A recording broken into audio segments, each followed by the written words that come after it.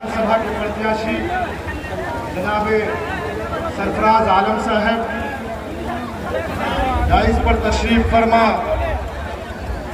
राष्ट्रीय जनता दल के वरिष्ठ नेता बड़े भाई प्रोफेसर खालिद अकबर साहब और राष्ट्रीय जनता दल के तमाम तर लीडरान, मेरी बहनें यहाँ पर बैठी हुई हैं और आप तमाम तर लोग इस चिलचिलाती धूप में सरफराज साहब के लिए जो बैठे हुए हैं, आपके चेहरे की चमक और जो खुशी जो हमें बता रही है, यकीनी तौर पर 7 तारीख को जो आप कारनामे अंजाम देने वाले हैं, 10 तारीख तक को ये रिजल्ट देखने को मिलेगा।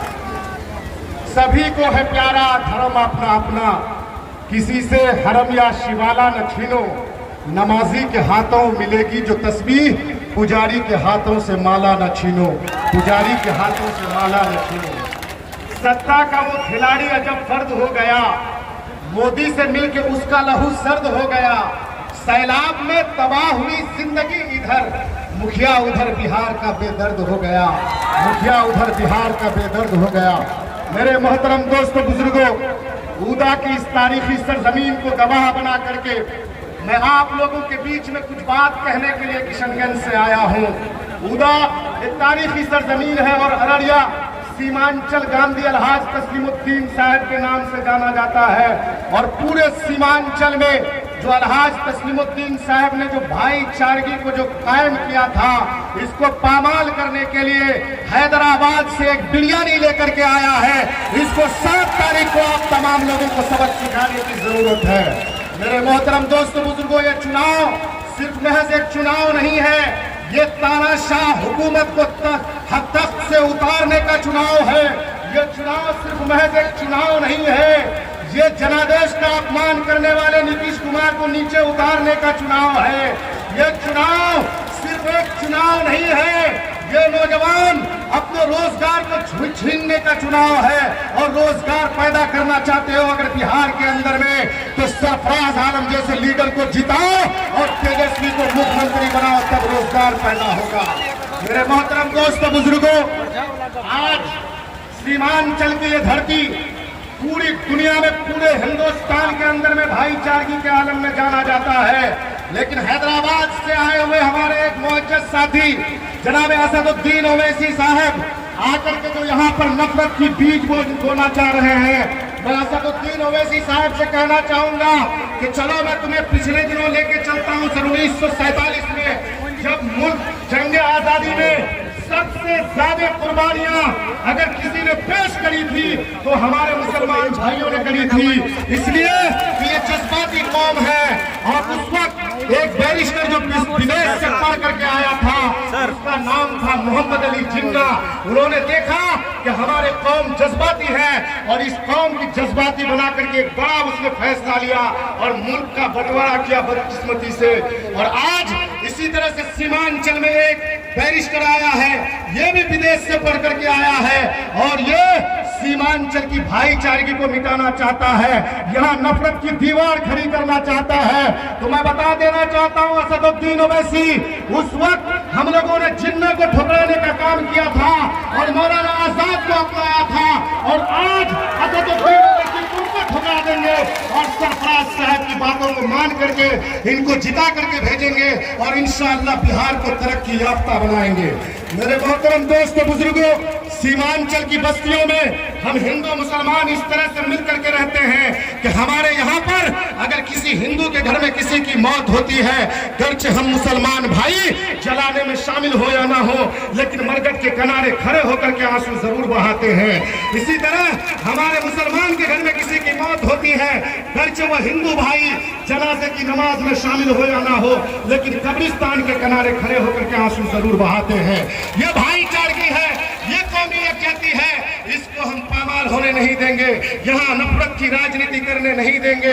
पिछले 14 दिन 15 दिन पहले हमने एक बयान दिया था, हमारे हसन जावेद साहब यहाँ पर मीडिया के साथी है, हमें उनके आईटी सेल वालों ने इतनी गालियां दी माँ बहन की।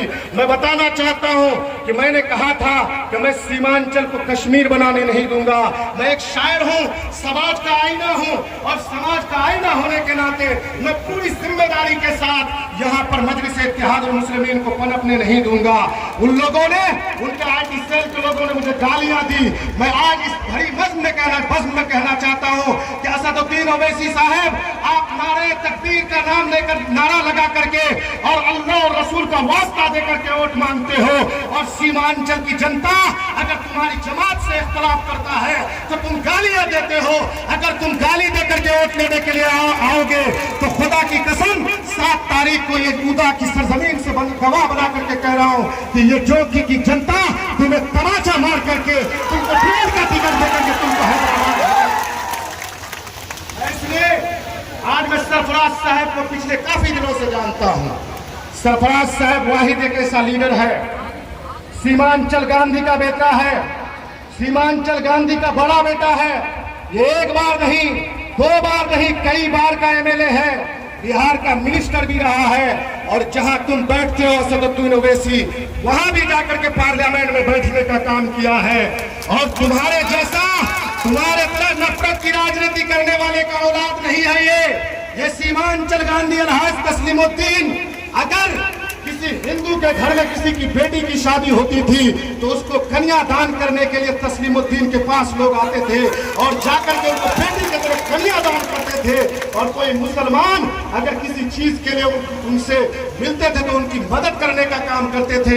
ये नफरत की राजनीति तुम्हें जोगी तो छोड़ो, सीमांचल तो छोड़ो, पूरे बिहार में करने नहीं दूंगा।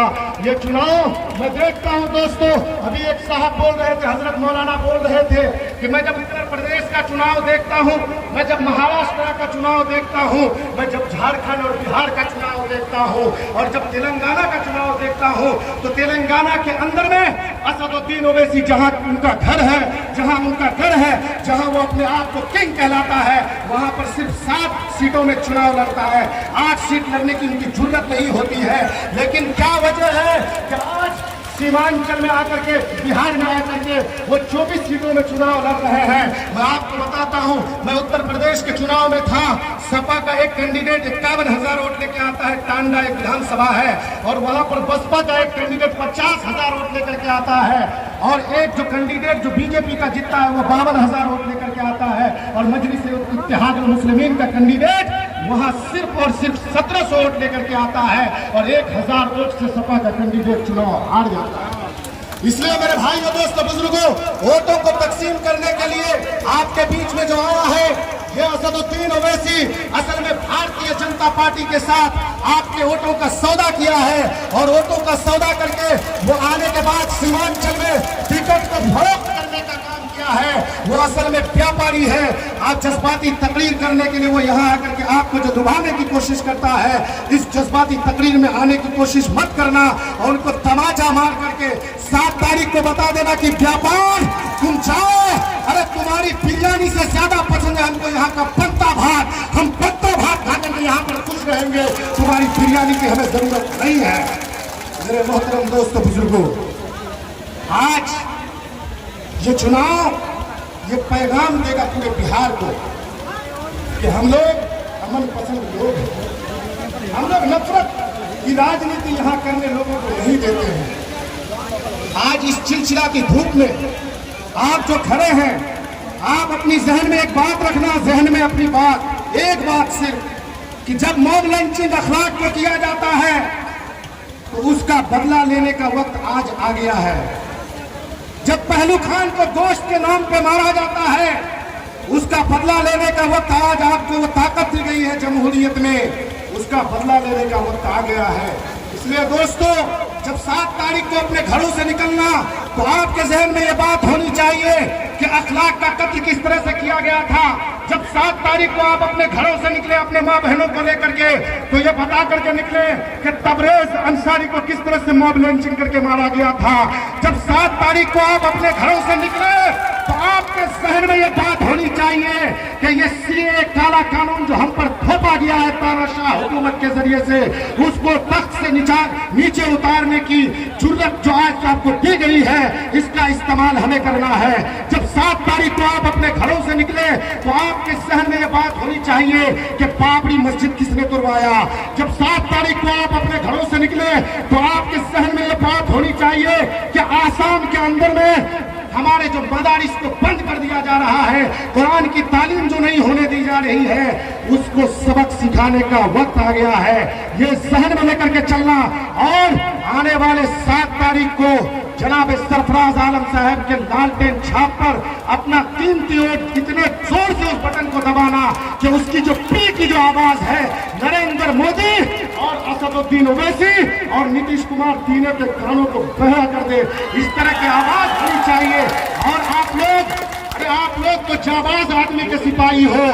मैं जब जाता हूँ सीमांचल का कोई लीडर का इतना नहीं चलता पटने के अंदर में जितना आपका ये लीडर गिरगिरा गरजता है। और यहाँ का जितना लीडर है सब गिरगिराता है, ये गरजता है। मैंने हज भवन के अंदर में देखा कि हाजियों का एक एसी नहीं चल रहा था जो अररिया और ज्योति का हल्का था। वहां जाकर के सरफराज साहब को पता चला कि हमारे हाजियों को परेशानी हो रही है, एसी नहीं चल रहा है। इन्होंने फोन करके कहा कि रे सनवा, तुम्हारा नीतीश हुकूमत है तो तुम क्या चाहता है रे, तुम ठीक करवाओ। उसी वक्त 10 मिनट के अंदर में एसी ठीक करवाने का काम किया। मैंने इनके बहुत सारे कारनामे देखे हैं। हटने की जरूरत नहीं है, वरना भाजपा जीत जाएगा। आप अपना कीमती वोट लालटेन छाप पर दे करके इनको जिताने का काम करना। बस थोड़ा सा सब्र कर लीजिए आप लोग। इमरान से मेरी बात हुई है, वो आ रहे हैं, वो उड़ान भर लिए थे, तब मैं जाकर के आपके बीच आया हूँ। तब मैं आज 2-3 शेर सुनाना चाहता हूँ, आप लोग सुनाओ।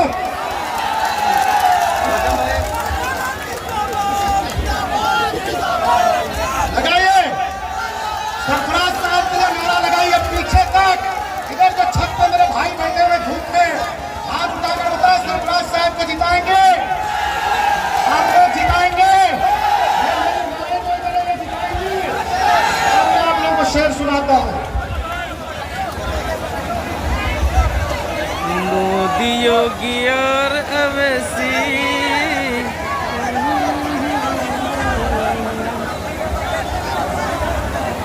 अब की आईन बचाने के लिए वोट करो।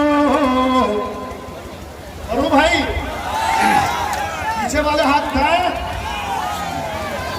गुलाब करूं।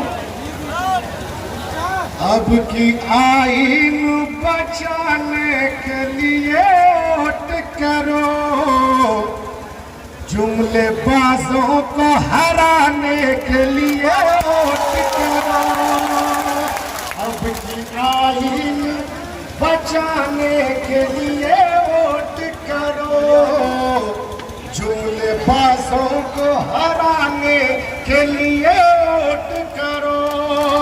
अरे छोड़ दो मंदिर मस्जिद की लड़ाई लोगों, अपने बच्चों को पढ़ाने के लिए वोट करो, अपने बच्चों को पढ़ाने के लिए वोट करो। और दोस्तों वो जब आते हैं तो क्या नारा लगता है। मेरे हैदराबाद के कुछ साथी आएंगे आपके पास कल। वो कहते हैं कि देखो देखो कौन आया, शेर आया, शेर आया। असल में वो नारा क्या लगता है उनके लिए हैदराबाद में, जानते हैं?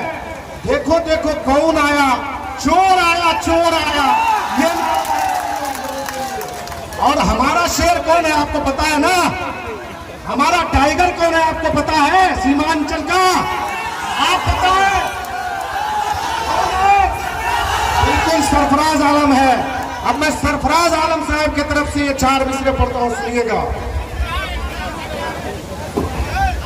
सारी नफरत की हांडी फोड़ेंगे, ये रिकॉर्ड कर लो और भेज दो ताकि असदुद्दीन ओवैसी के लोगों तक पहुंच जाए, उन तक पहुंच जाए।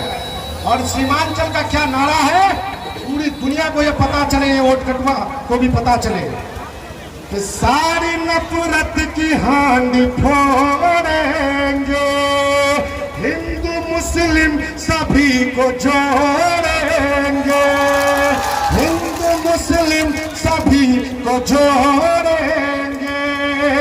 अरे टाइगर वो शेर से कह दो, टाइगर वो शेर से कह दो, क्या तुझको कीदर बना के छोड़ेंगे, तुझको को किधर बना के छोड़ेंगे, हिंदू मुस्लिम सभी को जोड़ेंगे। आखिरी बार आप लोगों से पूछ रहा हूं, क्या आप लोग सरफराज साहब को जिताएंगे? हमारे यादव भाई कहाँ है? आइए, आप बगल में आइए, ये भाईचारगी का पैगाम है। बिल्कुल नारा लगाएंगे आप लोग, जोरदार तालियां भी बजाएंगे और बता देंगे, क्या लालटेन जलेगा? क्या नफरत मिटेगी? जहां पर से मोदी को हटाएंगे, नीतीश को हटाएंगे, अवैसी को सबक सिखाएंगे। इंशाअल्लाह आने वाले 7 तारीख को अपना कीमती वोट देकर के सरफराज साहब को जिताए, ताकि मैं आप लोगों के उदा की सरजमीन में इमरान प्रतापगढ़ी को लेकर के मुशायरा पढ़ने के लिए आऊंगा। ये वादा करके जाता हूं, आप लोग जब कहेंगे मैं सरफराज साहब को कहूंगा कि लोगों का फोन आ रहा है, आप मुशायरा करें, इंशाअल्लाह मैं फिर आऊंगा। बहुत बहुत शुक्रिया। अस्सलाम वालेकुम।